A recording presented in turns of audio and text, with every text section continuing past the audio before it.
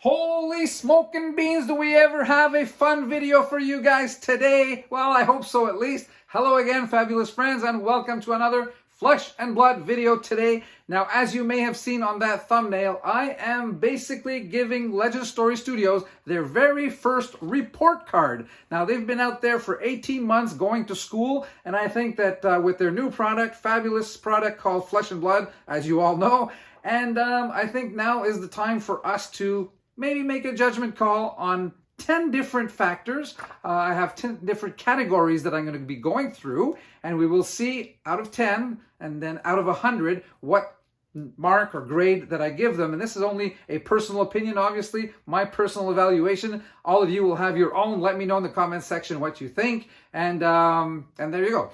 All right, so before we get into that, actually, some of you may be wondering what's going on with that contest that I've organized at the end of the last video, which was the opening of 3 packs of Arcane Rising to be won by one of you. I've asked you which one would be the first card that I would turn over. And, well, as of right now, which is basically the publishing of this video, Sunday, 1 p.m. Eastern Time, contest is closed, all right? So over the next day, Josie and I will be gathering up your answers, and in the very next video, we will actually give out that prize of 48 cards to one of you. Obviously, there is in that set of cards a super rare foil and red in the ledger, also a majestic card from the Arcane Rising set. So good luck to all of you for all that. All right, so let's get to the subject matter of the day. The rating or evaluation of Legend Story Studios, a card according to Mark. All right, so 10 categories. I will give them to you first, and then we will go through them one by one in detail. So the first one is card quality. We will look at as compared to other TCGs. The artwork, again, you know, as we have different TCGs available in the market, we're able to rate the artwork of their cards. The set size, and that means the volume of the set, how many cards are in each one of their sets that are in the market out there so far. Number 4, promotional items, very important in the marketing of your product, and we're going to get to that in separate areas. Number 5, and this is a big one, product development. We will extensively talk about that one. 6, organized play, also called OP. 7, the secondary market value of the cards, okay? That'll be fun. 8, and this one is huge, marketing, overall marketing of Legend Story Studios, of their product and their company, basically. Number 9, product availability and also pricing. I've put that together in one category. And the last category, the management team's accessibility. So that will be interesting. I'll tell you a few stories about that. So let's get going first with card quality. All right, so I've pulled out 3 cards here. They are all blue overloops, actually, pitch 3s. And I've taken out one rainbow foil because I want to talk about that a little bit. Now, as you grab the cards, the feeling that you get when they're between your fingers, that little feeling of thickness, quality, maneuverability, you know, I don't know how to describe them, but compared to other TCGs, I really love these cards. They just feel great. They just slide great. And, you know, we can feel the quality in the cards, right? And if it wasn't for one factor or 2 factors, I would give them almost a perfect grade on this. But before I do that, let me just talk about the rainbow foil. That is another advantage. The rainbow foils, as is the case with other TCGs, won't name any names, but we've seen some potato chips lately.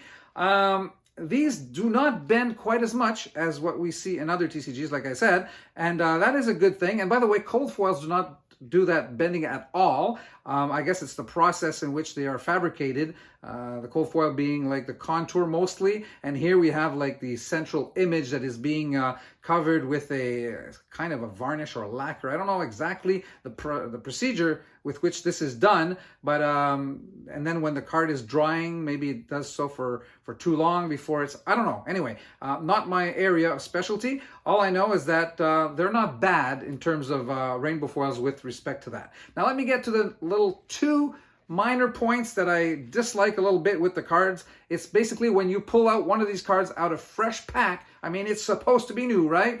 And you get 3 out of 4 corners that have that little white speck on the on the side, and actually these are pretty nice. I've noticed that, okay, won't be able to show you that on these cards because they're pretty nice actually, but you know, pulling a Cheyenne, I should say, out of Crucible of War, and having 3 out of 4 corners that are slightly damaged, I mean, that is kind of insulting. So, I mean, it's a card of a great value, and you expect the card to be, you know, if you get it graded, if you're not going to be getting 9.5, how come? You haven't played with it. I mean, it should be that kind of quality that you get, but you're not getting that quality all the time. And yeah, that's definitely a bit of a negative factor. And the other factor I would say is that they've had also Legend Store Studios a couple of cases, actually a little more than a couple of cases of misprints. You know how that Iophidia had that misprint. There were cards that didn't have the actual text in the box over here, and a couple of other situations. But anyhow, so basically we start with 10 out of 10. I would take 2 points off for those little 2 mishaps, and I'm giving them for their card quality 8 out of 10. So let's move on to now artwork. So this second segment will be the shortest of them all. I will be showing you 3 more cards that I have pulled out, but before I do that, just to mention that right off the bat, when they came out with Welcome to Wraith, Legend Store Studios had a quality of artwork that I thought was very good. But then, with the coming of Arcane Rising and Crucible of War, they've definitely moved it up a notch, and the quality of the artwork is, I think, pretty fabulous, all right? Not that I want to play on that word, but for some reason, yeah, fabulous. So pretty high marks for them. But let me first of all now show you the 3 cards, 3 of those that I like quite a bit. I've pulled out one here, Art of War, from the Arcane Rising set. So when you have a look at that, I mean, how can you not enjoy and like the quality of that artwork? I mean, Benji the Piercing Wind is also one that I like a lot. In terms of the quality of the artwork we're talking about here, not necessarily of the strength of the cards here.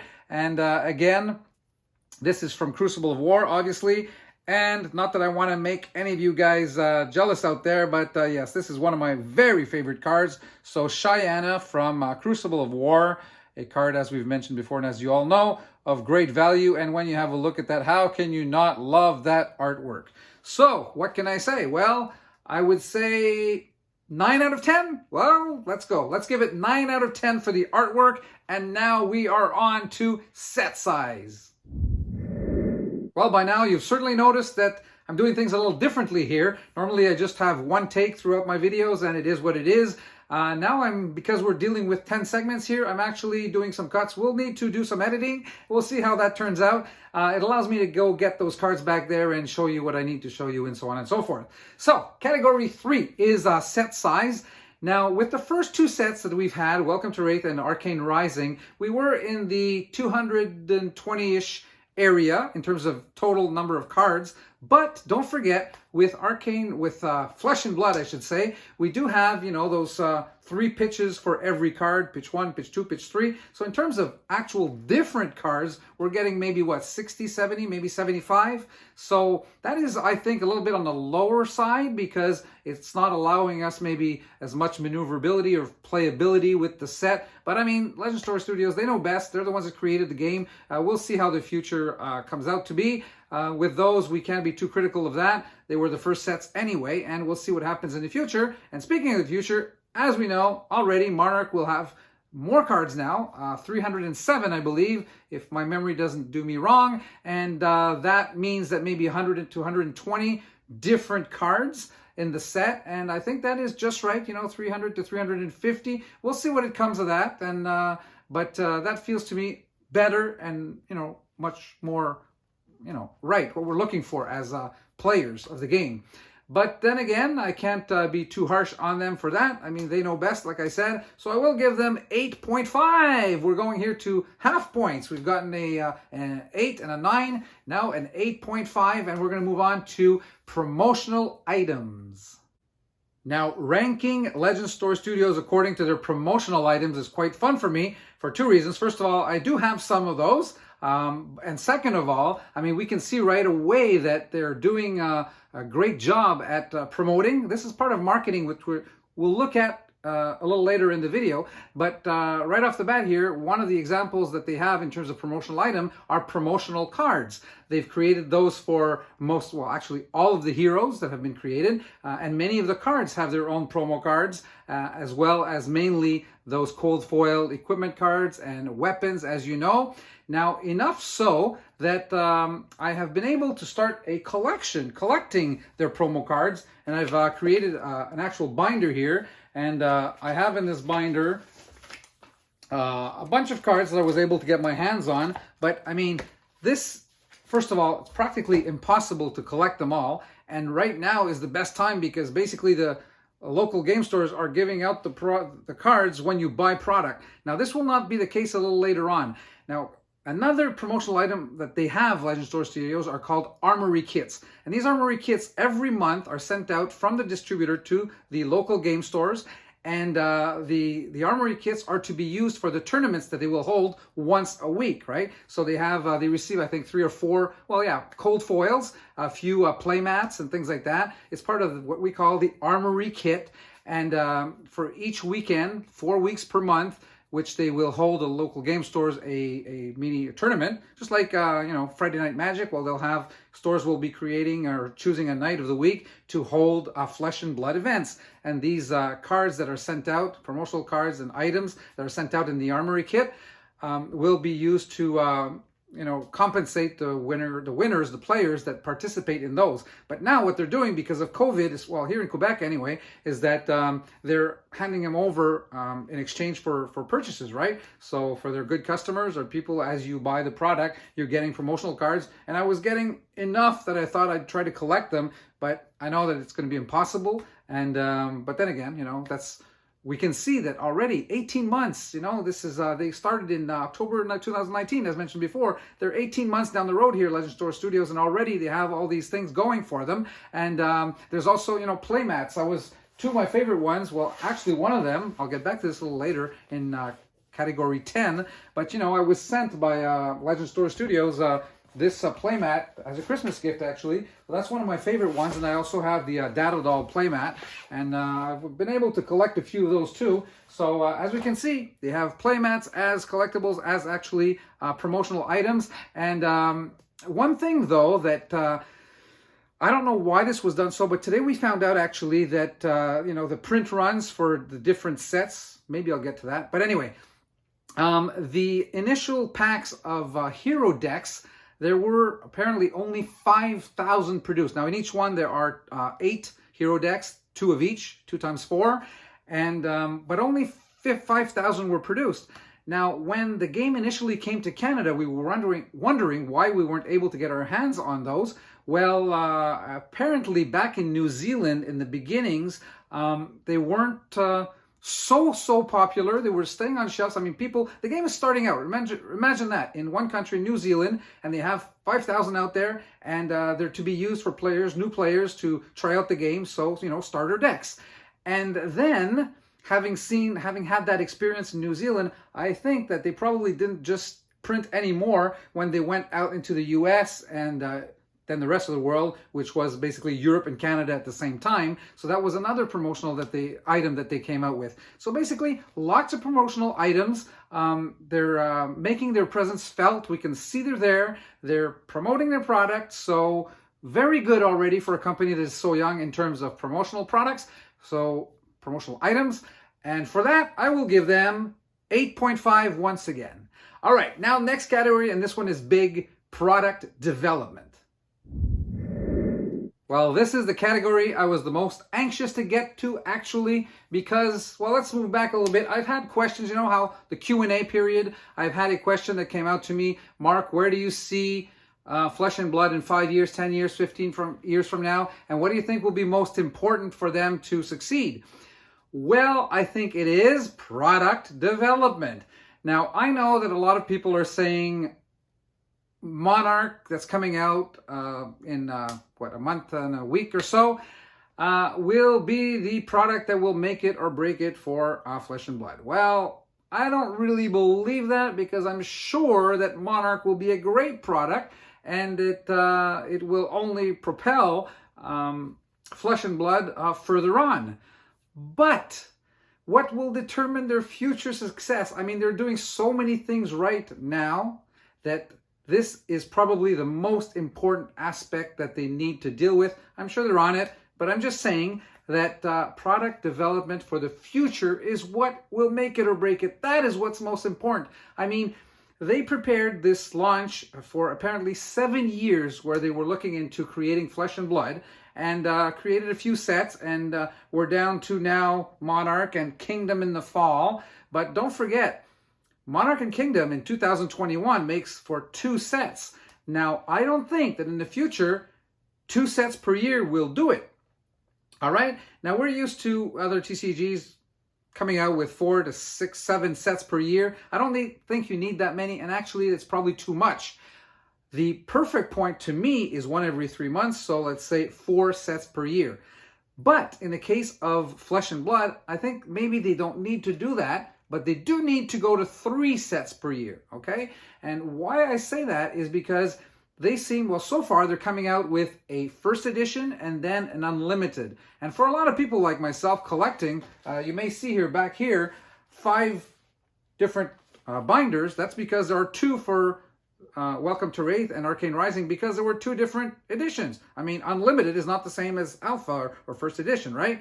There's been 1 Crucible so far. So to me, a launch of a First Edition and then an Unlimited Edition are 2 different launches. Although they're the same cards, it's the same set. So just because of that, I think they can get away with creating 3, I should say, brand new sets per year.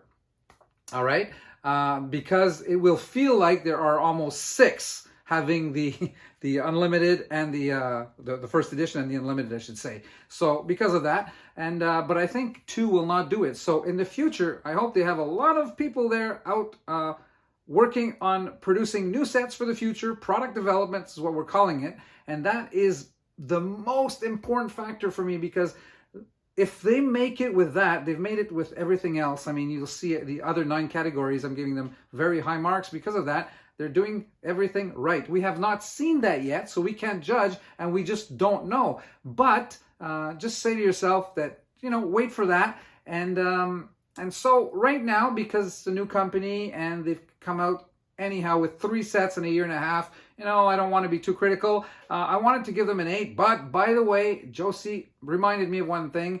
She said, well, you've been complaining a bit about the fact that it's too long, you know, we've been waiting for Monarch forever. So, you know, if you thought about that. So I said, yeah, okay, I've just thought about that, and I'm going to knock off another 0.5.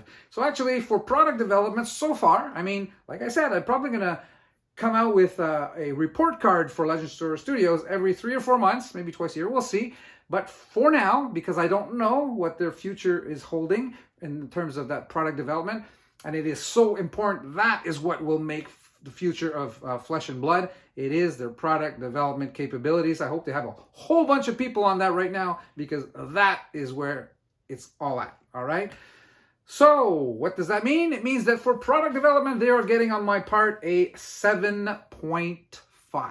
Okay, let's move on to the next category. Category 6. And so what is category 6? Well, it is organized play, or OP as it is called.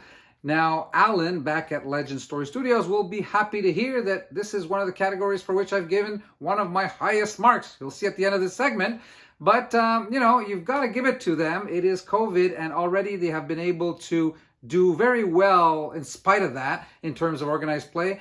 Obviously, there are some places in the world that were able, you know, New Zealand, where it was created, the game, and Australia, less COVID than we've had, and other countries. But anyway, in spite of all that, I just want to say that there have been local play created, you know, regional tournaments, international tournaments. Already they've decided to create what is called, you know, World Championship of Flesh and Blood. I mean, they're going big with this organized play. And, you know, when COVID came along, for countries like us over here, they've created other things like skirmish, you know. It's being played in store, but also being played on Discord, for example. So although we have COVID, I mean, organized play is going on all around the world, and it is pretty successful. Imagine when we're done and over with this pandemic. I mean, you know, who knows where it's going to lead us to, and I'm anxious to see that, actually. But for now, let's just say that I think they've done a great job with organized play. And this is my first 9.5. All right, we're getting up there. So let's see what our next categories have in store for us. Ha! Now I'm going to try to get through 2 segments without a cut. All right, so let's go to the next one, which is the actual secondary market. Oh my God, have you ever seen anything like this? I haven't. I mean, when you have cards worth thousands and thousands of dollars out there for your product that's just been out for 18 months, don't forget, I mean, it is fabulous. I mean, in terms of fabulous again, I mean, we've had, you know, the top hockey card that I know of, Wayne Gretzky, his rookie season, 1 million recently was sold for. I mean, it took how many years? Let's compare here to Heart of Fyandel that is worth about, I think, $28,000 US now. I mean, how long did it take for the Black Lotus of Magic to be worth $28,000? I mean, not 18 months, okay? So we know right away that in terms of the secondary market, there's nothing that really can come close to it. I don't know. I'm not familiar with Pokemon. Was Pokemon after 18 months, you know? Obviously today, we're not comparing with today. You got to compare apples and apples, you know? I'm comparing with TCGs that were just 18 months old.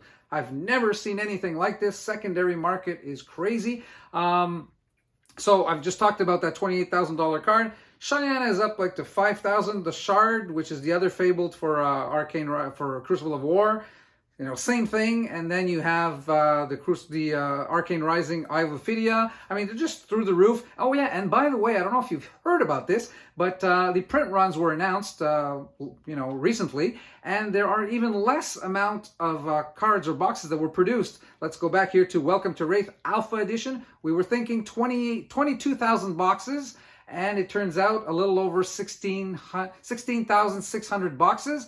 And you know what? No more than that also was produced for Arcane Rising, which means same amounts practically.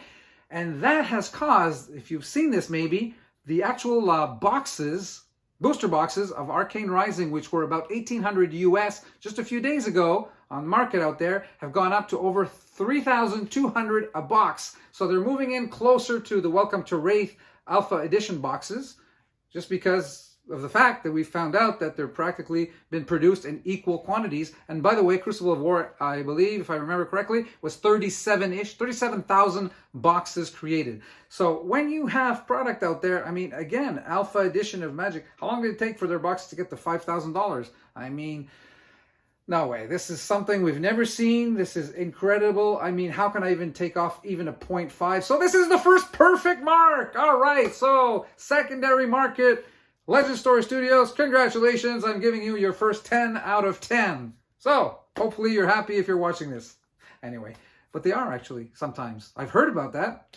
All right, so what's our next category? So 10 out of 10 for secondary market. Now we're going to look at probably the largest category for any company. It's called marketing, right? And this, I've made a category out of it, but it entails, you know, a lot of the things we've already talked about. But let's just talk about marketing per se. That has to do with anything you do, basically. Anything you do that serves to promote your product or your company. So basically everything, almost, right? So what are they doing in terms of marketing? Again, fabulous stuff. They have a very big social media presence, whether it's Facebook, Reddit, Discord, and so on and so forth. And they're out there, and they're watching. Like I just mentioned here, they're even watching us, the content creators, so they know exactly, or they know quite a bit of what is going on actually. And you know, all I can say is that when after 18 months, your product is worldwide, you're doing something right in terms of marketing. Don't forget, I mean, yes. So what I do mean exactly is that sometimes we do have battery problems also. So there you go. Getting back to marketing, they have all that social media presence I was mentioning about, but they also we've gone through this, the products, the promotional cards, the events they're holding already. That is all part of marketing. And basically, how can I take off? I'm going to take off just 0.5. 9.5 for your marketing, Legend Store Studios. Isn't that pretty good? All right, so let's move on to the second to last category, which is product availability and pricing. Now, myself, in terms of the availability of the product, I cannot complain because I didn't have much problem purchasing product, because I'm one of those here in Canada who actually helped promote the launch of the product here in the country. There were others before me, and that's not what I'm saying, but I did get a few, if not a little bit more, stores to actually carry the product, and I have good relationships with those owners of those local game stores, and obviously I'm able to secure product by buying in quite a few places. I think in Montreal, actually, we must be the hub, we must be the city. I don't know about Toronto here in Canada, but in terms of product distribution, I think we have 5 or 6 LGSs that have the product, carry the product just in Montreal. So we really can't complain. Now, there has been the little bit of comments that I've had with respect to people from my channel. That's where the negativity came in a little bit, with respect to not being able to get the product. But don't forget that it's not just a question of how much was produced. That could have been a factor, but also not every local game stores is willing to carry the product. I mean, in the past 10 years, how many TCGs have come out and failed? Won't be the case with Flesh and Blood, but still, some stores are reticent to start carrying the product. They will eventually, but so that means that some people don't have a local game store within 200 miles of their home, or 300 kilometers if you're in Europe or in Canada, within their home. So it makes it difficult to get the product, and because of that, there's a little bit of not complaining, but people not being able to get the product, and that is one of the reasons, obviously. And don't forget, I mean, we are lucky that already it's all over the world, this product. Again, just 18 months. So that's what I want to talk about in terms of the availability. They will correct certain things, and anyway, let's get to pricing, because that's another part of this category. Now, I think that the pricing of about $100. Now, we're not talking about the secondary market here. When the product comes out, when the local game stores carry the product, they in general go for about $100, whether you're in the US, $95 to $100, I think, US dollars. And here in Canada, they're $100 to $110 about, so that's Canadian dollars, but still in the whereabouts of the $100. And I think that is a very good, correct pricing. You're getting 24 packs for $100, so about $4 a pack, 4 to 5. I think that pricing is very good. So nothing to say about that. So that is full points on that. But with the availability of the product, which has not been so good for everybody so far, I need to take off a few points. So product availability and pricing, Legend Store Studios gets 8 out of 10. Now moving on to the very last category, which is the management team availability. Now, I mean, you won't see this very often from a company. Well, they are a young company, and I guess when you're starting out and you're small, you want to have, to do everything you can to promote, market again, your business, your company, your product. And so it is their willingness to have contact with their distributors, and even with us, content creators, and with the actual stores, that has gained them a lot of traction, and I think they're doing very well with that. I mean, myself, I don't have a store, I'm a content creator, but I was fortunate enough right in the beginning to be on a conference call with them. So I've spoken to the management over there. I was called by them at a certain point about other issues. So they're in contact with their people. They know what's going on, and they're taking care basically of their people too. All of us as content creators, I could tell you that back Christmas we got thank you notes, Christmas cards, and little gifts, and thank you for doing this, you're promoting us, and we appreciate it. So they're doing things right with respect to that category too, and we like that a lot. So nothing is perfect, so except the secondary market. So let's just take off a 0.5 here, and we are at 9.5 for your exchanges, your relationships, your accessibility, you guys at Legend Store Studios. So thank you for that. And yeah, 9.5 out of 10 for that. Now, for those of you who've been keeping count, what are we up to? What is the final grade, the final mark that I'm giving to Legend Store Studios for their very first report card here? Well, add that all up and you get, drum roll, 88%. Oh my goodness, just 12 points knocked off from 100, 88%, very first year or first year and a half. That is excellent. Continue your excellent job. You guys out there, thumbs up if you liked the video. I'd like to have your comments really a lot, if possible, on this video, because I'm sure you guys have ideas with each one of these 10 segments that I've covered. So let me know in those comment section. Like as you know, I always answer all of you. And thank you for all of you who are subscribers. I appreciate you following this channel. It is fun and encouraging to see that going on. We're up to, like I said before, over 1,400 subscribers, moving on to our second 1,000, and we're having fun. Let's keep it that way. So until our next video, take care, and don't forget, we're going to do that contest next time. Thanks for watching, and we'll see you soon. Bye for now.